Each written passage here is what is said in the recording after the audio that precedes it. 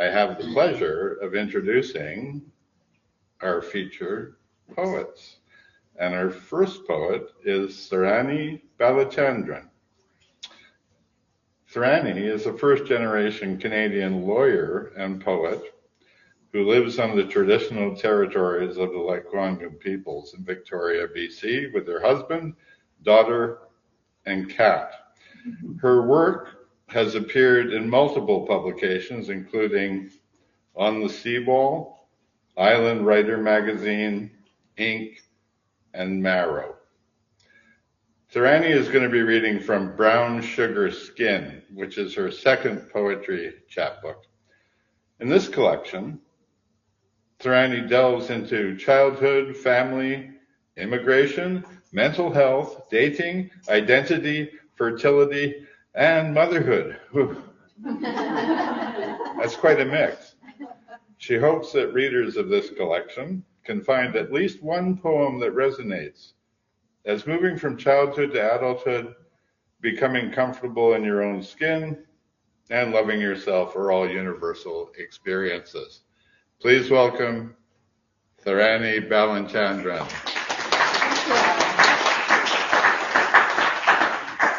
I'm one of those poets that Steve just warned us about, who talks a lot and then reads a 20-second poem. But I just want to say it's really a dream come true being here. Like, my favorite authors and the authors that I love to read are in the audience and have taken this stage, you know, and I literally just read one of your chapbooks last week. So yeah, dream come true. Thank you.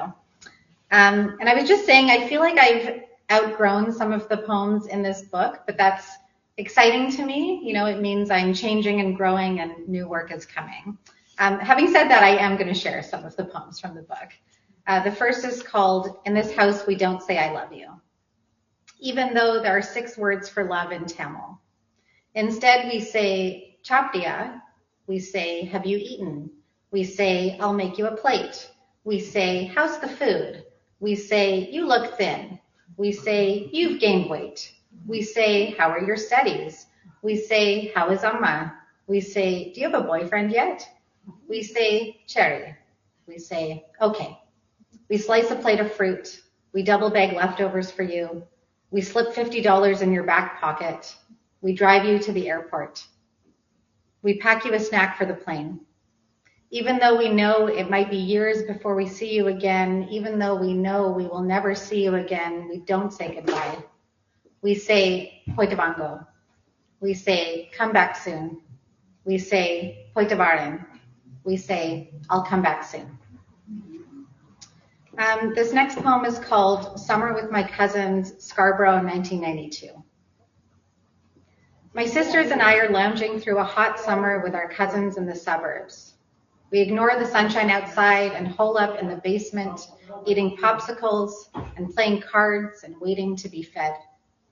At breakfast, my grandfather eats Fruit Loops with me. I stare into the bowl and think about how his brittle nails look like the cereal. My aunts take their pills, one by one, blue and white, red and green. They look like candy. To my 7-year-old brain, there are hundreds of them, maybe thousands, too many to count. In the afternoon, my mother makes batches of our favorite snack, skinny coils of deep-fried dough, spiced delicately with coriander and cumin seeds that we just can't get enough of. At dinner, my cousins fight over who gets to eat the fish's eye, because our parents tell us it will make us smarter. I look at the fish head lying on the table and decide that I am smart enough. My aunt supervises me eating with a wooden spoon at the ready. My mother tells her, we don't hit children who don't eat, but she doesn't need to worry about me here. At home, I am a picky eater, only white bread sugar sandwiches and Kraft dinner, but here I will eat everything my aunts cook, no matter how spicy it is or what it looks like. Everything is delicious. Our visits are all snacks and laughter. My father finds my cousin's scrunchie between the couch cushions and says, here you go, I found your munchie, and we laugh until happy tears roll down our cheeks. This is before, when I was the only one allowed to laugh at my parents. Before anyone at school tells me that my favorite snack looks like worms. Before my grandfather dies, and I see my father cry for the first time. I wrote this next poem about my grandmother. She passed away when I was in high school, and my mom had tried so hard to get her to come to Canada, and it took such a long time, and then she finally immigrated, and then she got too homesick and went back to Sri Lanka. And of course, this was when, a 25-year civil war was happening. So yeah, it was very sad, but she at least got to pass away in the country that she loved so much. It's called Some Things Are Out of Place. Like Billy Elliot's grandmother on her tiptoes, teetering and unsteady, declaring, I could have been a dancer. My amama could have been a designer. Instead of kneeling on an earthen floor under a roof pockmarked with holes from bombs, marking out a dress for my 8-year-old frame, if she had only stayed with us longer than 2 short months of ceasefire, she would have missed the worst part of the war and worked with something more beautiful than thin, cheap cotton fabric. A rich, off-the-shoulder blue velvet brocade, perhaps with flowers woven together with memories from a luxurious, comfortable life carefully stitched into the skirt. How she would have marveled at the ocean, so similar to her shores at home, but more inviting somehow. As she poked her sandaled feet into the whitewash, she would picture herself swimming through the waves, cresting and breaking. How my amama would have closed her eyes and hummed along as I played the piano, an instrument she would never have tired of if only she had heard it. Buried her face into the lavender bushes growing in our backyard instead of into her hands, her eyes lighting up and casting out the dark at the sunrise on the top of the mountain behind our house, something she had only seen in photographs. When I say that my amama could have been a designer, I mean that she could fill vases with roses, even though nothing grows during the war. This next poem is really silly, and it's the last one I'm going to read from this collection. It's called How to Romance Yourself, and it's after Kate Quinn. Order yourself enough sushi for a small family because you are your own small family. Ignore that they have provided chopsticks for 4 people. Bury your face in your cat's fur and whisper your deepest secrets into her perfume. If she claws you in the face, it means she loves you. Take yourself on a date to the farmer's market.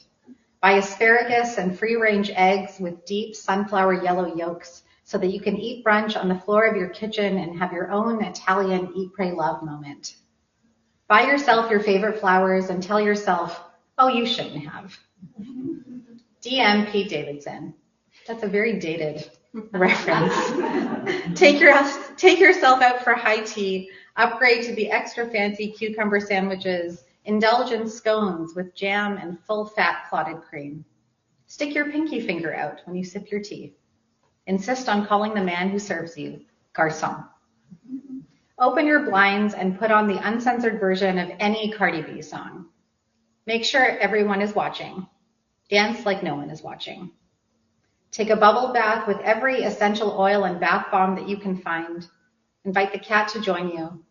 If she claws you in the face, she is just playing hard to get. Promise yourself that you will never play hard to get with someone who loves you. Let every work email that hopes to find you well find you lying in your hammock in the backyard sipping an Aperol spritz. That evening, Netflix and chill by yourself. Watch Beauty and the Beast under a weighted blanket. Finally admit to yourself that you found the Beast more attractive before he turned back into the prince. Put on a matching pajama set. Pick up your phone. Delete his number. Take a sexy selfie. Send it to your girlfriends. Look at yourself in the mirror and say, I wish you were even more dramatic. Whatever it is that you are made of, you are not too much of it. You are just enough. You are not a side character. This is not someone else's story. I'm going to read a few slightly newer poems. This poem is after one of my favorite poets in Victoria, who I believe has read here, named Kayla Chaga, and it's called Small Violences. I peeked down the overalls of a woman leaving the change room to see if she had shoplifted. I didn't discover any stolen clothing, but I did find out she wasn't wearing underwear. I dropped a headless mannequin from the top of a ladder. Jason says I almost killed him. I murdered defenseless insects between my thumb and forefinger. Behind the closed door of a washroom stall, I let Alicia use my new silk blouse as a Kleenex after telling her she was fired. Every shift at the Greek grocery store, I ate a stolen baklava with sticky fingers behind the till. I dragged a chain-smoking French Canadian up the grouse grind. I made a fresh-faced freshman clean up her own puke. I told a group of strangers that diabetes runs in my family and made $200. I got drunk at a client lunch. I picked rocks out of lentils. I hunted for raptor carcasses beneath a windmill. I tried to erase a Korean student's mother tongue. Because of me, a father can no longer be within 50 feet of his children's school. The other day, my husband carried an errant ladybug to the window in cupped hands. When he released it gently back into the world, I flinched. 2 more heavy poems, and then I'll end with a really, really light, happy one. This one is called To the Last Bottle in the Back of My Fridge. I can quit whenever I want, but not today. Not now when you have just coaxed me onto a table at the bar and now I am spiraling out of sync with the music. You are the crowd in the palm of my hand as I uncork a tasting of vintage stories and I share that funny varietal about my friend who pressed her full-bodied lips to the lips of the best man on the day before she tossed her bouquet. I stumble on bouquet and remember too late the punchline was, don't tell anyone. You spill an I love you from my mouth before it is ripe. You add bubbles to my conversations with that group of women from book club who think that I am immature, make the house feel like a bar on TV where everybody knows my name and everybody knows my drink. And according to the acidic text I received the next morning, everybody wants to know why I said their friend's marriage was past its prime. But you have blotted out my slurred memory stains and all I can remember is that I was the life of the party. Your sickly sweet aroma is still lingering in the air when that nice man in my house calls me a mean drunk in a too soft voice. My voice soft too and heavy with notes of regret.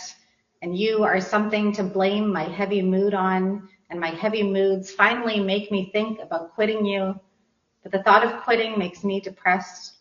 And being depressed makes that nice man finally discard me like the dregs at the bottom of a glass. And being discarded makes me feel like the glass is always half empty, and a half empty glass always makes me thirsty.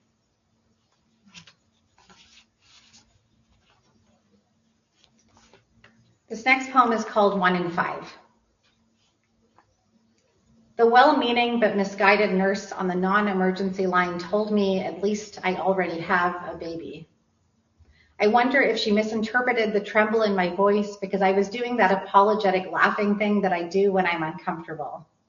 Like walking into the wrong room late for an appointment, an apology leaking from my lips as I back towards the exit. I'm sorry, my mistake. I misread the sign. I mistook an ending for a beginning. My body misunderstood its own signals, like here, show me where it hurts and I'll tell you it's a miracle instead of a phantom pain. This morning, I misdirected my grief at the cashier and snapped when she misheard my request for a paper bag. She stared at me like a billboard that screamed, you are mishandling this. I must have misjudged the time between discovery and loss because it took me an hour to walk 5 minutes home. I'm not trying to be miserable, but it's no wonder people mistrust the divine. A God that apparently never makes mistakes but trips us every time we mislead ourselves into hope. And please don't say to me, at least you hadn't heard the heartbeat yet, as if I hadn't already heard it, beating out of my own chest. And just like that, it's my last poem. This is after another wonderful poet named Kim Adanasio. It's about my husband, and it's called Forms of Love. I love that you love doing crosswords, except the one you did while I was in labor. I love the way you clean the bathroom. I love you even though you can be a sore loser when we play Scrabble. I love your smoothies. I would love it if you would stop cooking fish on hot days, but I love that you always remember to run the fan. I love you sober. I love when you do yoga in the living room. I love your laugh lines. I love your nose. I love you more. I love you more than peanut butter and jam. I love that you hate country music too. I love the British accent you always use to read bedtime stories to our daughter. I'd say I'll love you until we're old and gray, but we already are. I love you as subtly as a Christmas vest that lights up. I love the way you tied my shoes when I was pregnant. I'd love you even without the certificate. I love you even when you're hogging the covers. I love you as much as Ricky loved Lucy. I love your red hair. I joke about your flaws in every poem I write, but what no one knows is that I have a tattoo of our first kiss under my tongue. Thank you so much.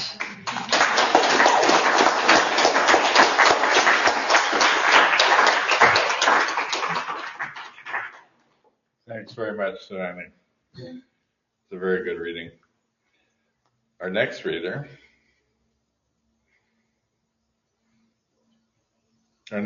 is Pasquale Verdicchio, who went to UVic and is now an emeritus professor of literature at the University of California, San Diego, where he spent quite a bit of time, but I must say it's very nice to have you up here in Canada this evening. Nice to be here. So his work has appeared from the publishers Guernica, Ecstasis, and Sun and Moon. His academic books include Eco-Critical Approaches to Italian Culture and Literature, The Denatured Wild. Contentment is what he's going to be reading from tonight. His most recent collection is an Ecstasis Editions book. So contentment, Pasquale tells us, represents a contemplation on variations of the term beyond its assumed senses of happiness and satisfaction through various contexts and the ambiguity of descriptive language. Its verses are meant as signposts in the aid of achieving a direct and uncomplicated relationship with the world. If I might say, good luck with that. Yes. Lines unwind to create spaces where attachment is undone through shifting tenses of being and territories. Resulting landscapes propose a non-conventional relationship where to be at home in a place means to be able to leave it behind. Please welcome Pasquale Verdicchio.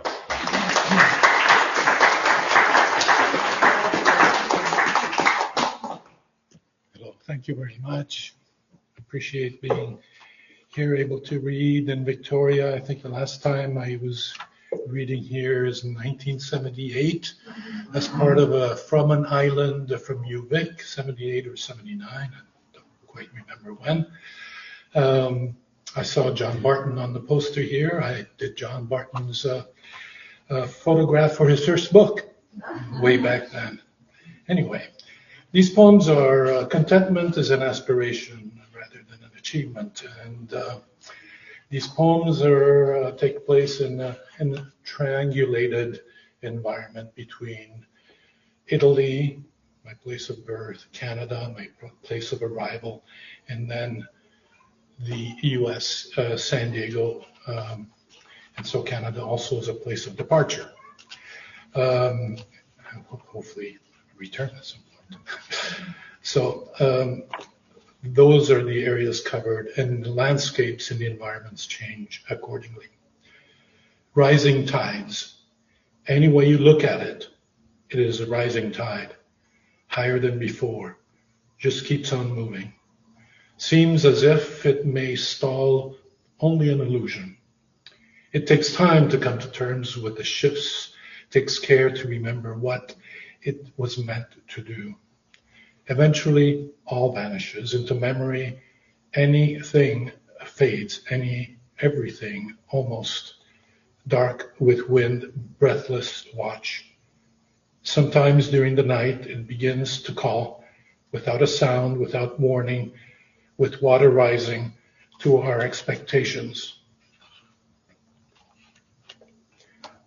I must say something about the language as well. That triangulation also takes place between English and Italian. So a lot of the construction that I like to use in my work is also from the Italian as a way of putting the English language reader into a somewhat uncomfortable stance.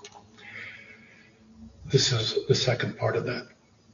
Each revolution is evolution, no matter what one might think of it, what one might see as a better outcome. Though, of course, currents are most often the only chance for moving east, opposite direction. 3. I know that this is merely a potential reality. If I let on, I will have to leap off this slightly misshapen globe and swim out to sea through marsh grass, past rushing tides, to deeper waters. It depends on what I hope to see and trace. No impartial stance. Once I am inside, everything else is outside. I would rather have it the other way around. 4. Here, lightning and thunder, but no precipitation. Frustrated temperatures require confirmation. What I smell is an air wish. Plants flower despite conditions. Yellow and purple, sages flower and scent. How to untangle universe from shrubs, yet their meaning glides past through all senses. When I say obstacle, I mean time, and since it is an argument, I quote Wittgenstein, something completely different than it is. Further explanation said, love, it is not clear, so we change argument. Ludwig Wittgenstein's raisins. A cake is good with raisins. Raisins might be the best there is of a cake, but a bunch of raisins is not always better than a cake might be. And if you were to give me a bunch of raisins, would it mean I could? No, I could not, for that matter, make something better. I'm nothing more than nonsense, but a sort of affirmation. Good things. What can I say? Something like a philosophical laxative to clear out habitual and inarticulate nags. And then last from this collection, and I'll read a few older pieces. Moving images, shifting words. Landscape with age shifts from horizontal to vertical and points. Those who work with land know directions learned with patience, learned through listening and dialogue. Knowledge is resilient, habitation versus alteration. Uninhabited, unaltered, palm oasis, a scuff in the land. Is the sound of raven flight the same in northern forests as it is in southwest deserts? And then a few from one of the books before Contentment. This one was written during a road trip with an Italian poet that I had translated. And we drove up the coast of California, and he insisted on driving, and as an Italian driver, he had no respect whatsoever for the lanes. So this is entitled The Sacred Lane, La Sacra Corsia for Antonio Porta. We felt it. Oh, there it goes. The schisma, poetic tumbler that radiated from the capital of capitals of church and state and wrapped the body of that man lost among angels. For what did he know of lanes and what did he think of percourses? Only that it was a freeway like no other, and it led from one end of a dream to the other of a nightmare. It was his notebook to carry across the notions, the smuggled thoughts about it, America, this America, that America, but an America that was only what we wanted to find.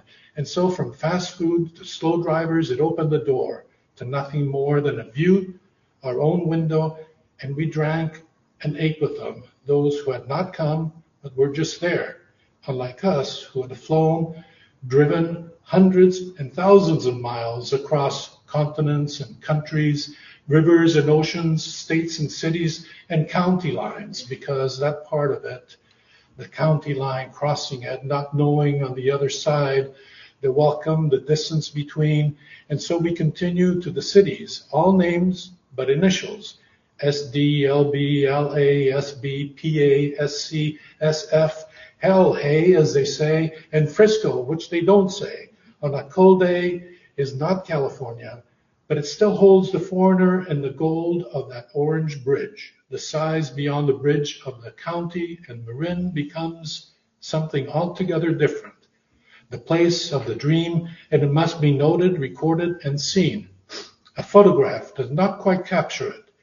And so all of it is done and then reported back by phone across thousands of miles in late night calls that defy, deny, and construct. And that's the book, and that's the poem, and that's what we remember. For it is not a travel diary. It is a travel life, a nomadism put on paper, a nomadism with stakes to keep it from walking off, out of one's own memory, out of one's reach, and back into the place from where it did not come. And then, as one of the triangulated points, we come up every year to spend some time on Savory Island. And this is a piece from when our children were small, and sort of reflects back on that time. Savory. I am on an island. I see islands clear, or as muted shapes through haze. And water so flat to walk across seems possible. Here we are, surrounded by ourselves, the sea and the house, residence in pieces of ourselves. Light swarms through the forest to the beach under the guise of words. Days are longer than we know, and nights are trees and wind. Stars and satellites orbit, oblige us into sight.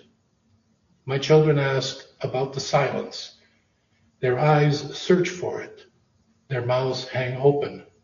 In expectation, nothing announces night. 2 days rain and thundered winds. We are surrounded by growth in sway. Our stay, a cycle of moons, not enough to know if this is a year of seaweed and rocks or jellyfish and beach glass. All we can do is look in each other's direction. And then after the children grow up, my grandson, our grandson, has spent time up there with us. And so these are 3 or 4 little pieces that come from our conversations and observations. Just there. You don't know what island is, where our house is, where it is silent in the woods, trees and everything. Live there, just there. You don't know what island is. What is it when we are not here? Is our house our house? Someone. Today, this morning, maybe yesterday was a long time ago, or just yesterday. Someone made a wish. A wish will leave its mark on everything that is about to happen or has happened yesterday or a long time ago. Warmth. Many things to be done.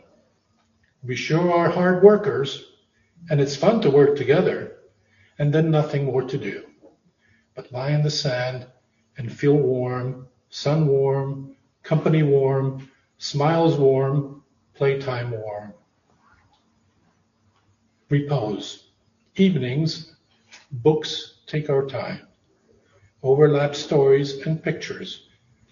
Tall tales and wondrous places. Pages tuck sleep in at dog-eared corners.